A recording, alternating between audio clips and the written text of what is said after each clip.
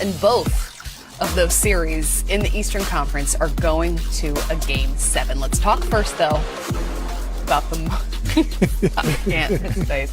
So, Q, I'm going to go with, oh, by the way, that's Quentin Richardson down there. That's Steve Smith right here. I'm Kristen Ledlow. We're going to be with you for all of your post-game coverage as coaches and players take the podium over the next, hour or so. So stay with us on NBA TV. And Q, I am going to start with you because you had a lot to say when the cameras were off, and I want to hear at least half of it while the cameras are on in regards to the moment with Joel Embiid. It was definitely an offensive foul. I didn't know if it could have been upgraded or not, but it's just a different NBA at this point, Smitty. It was a whole lot of being demonstrative in my face, and I felt John Collins should have pushed him or did something, but I guess he was being smart and taking the high road. Let's take a look. Here we go. Yeah, right there was enough. Then he fell over him, elbowed him.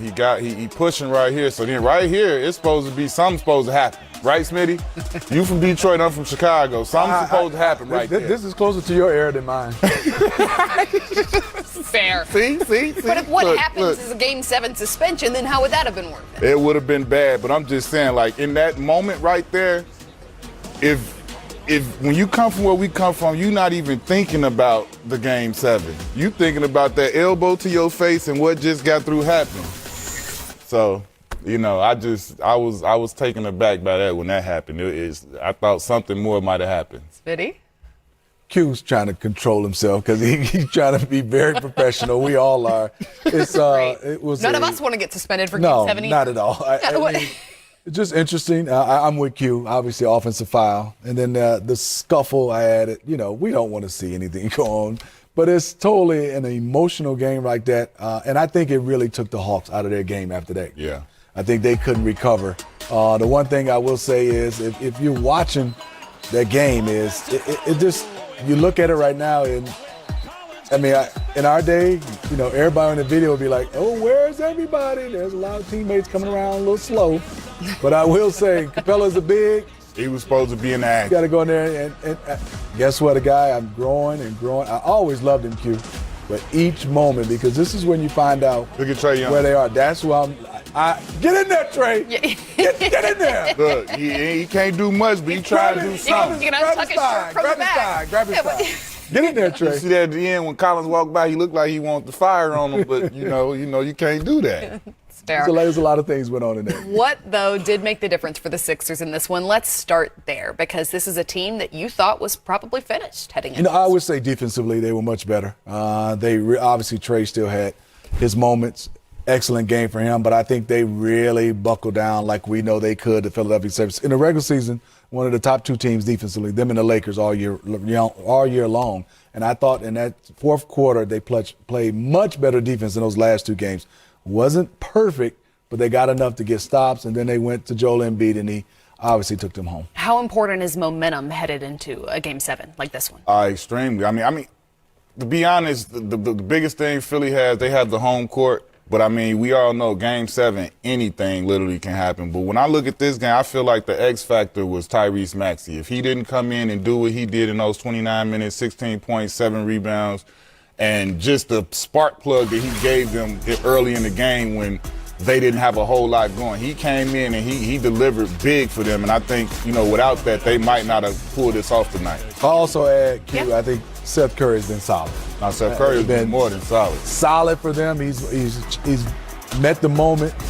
And I think right now I'm just taking my hat off to Hawks because Bogdanovich, that was a huge loss that he couldn't finish the game for them. They're already missing DeAndre Hunter. They're already missing Cam Reddish. And I think offensively, they needed Bogdanovich, a guy who can kind of create his own shot, make shots, and not scared of the moment. They didn't have him. And Lou Will wasn't the Lou Will we saw in Philadelphia. They needed somebody else to give just a scoring punch. And, they didn't get it from Capella. They're not going to get it from him. John Collins in that fourth quarter didn't have the best fourth quarter. They were searching. Gallinari hit a couple shots, but they didn't have anybody else offensively. Q makes an important point. There can be anything in a Game 7, but home teams are 109-31 all time in Game 7s. So not often does a team go on the road, particularly the underdog team, go on the road to save a series. Do you see it the same way as Q when the series shifts back to Philly? You know, you give advantage to Philly, and obviously, but you still get some question marks on Embiid's health. But when you start to just line them up right now, I was just mind blown, Q. It was into the fourth quarter, not a starter had a free throw attempt.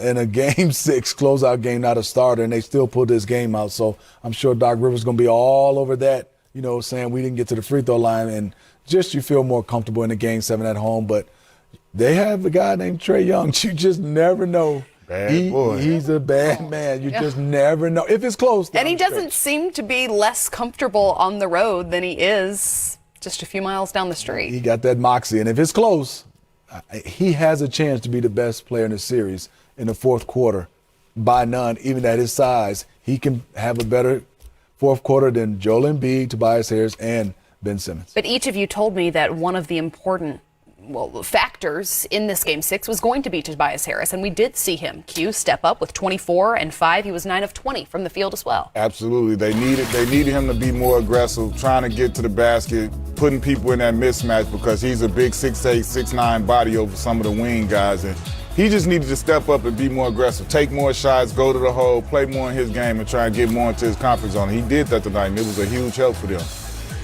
You know, in IQ, I look at it. We know Joel Embiid can take over offensively. We know Tobias Harris. Now we have Maxey, another guy. Now we got Seth Curry. So they have 4 guys. And then Shake Milton, maybe. Right. Forkman, maybe. On the Hawk side, we're going Trae Young, check mark.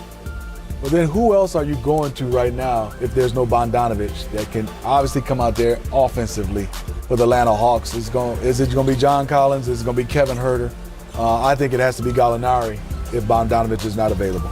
22 and 13 for Joel in this one, including the moment that you say helped to turn the tide for his team as far as the momentum goes in the fourth quarter. Smitty, are you expecting the same from him in Game 7? You know what I'm expecting from him is the one thing. Not the moment, not more of the moment. No, not the moment. But I am expecting for him is to understand is just like he didn't have a good rhythm on where the double teams were coming from, Q. Mm-hmm. I mean, the double was coming. He was still dribbling.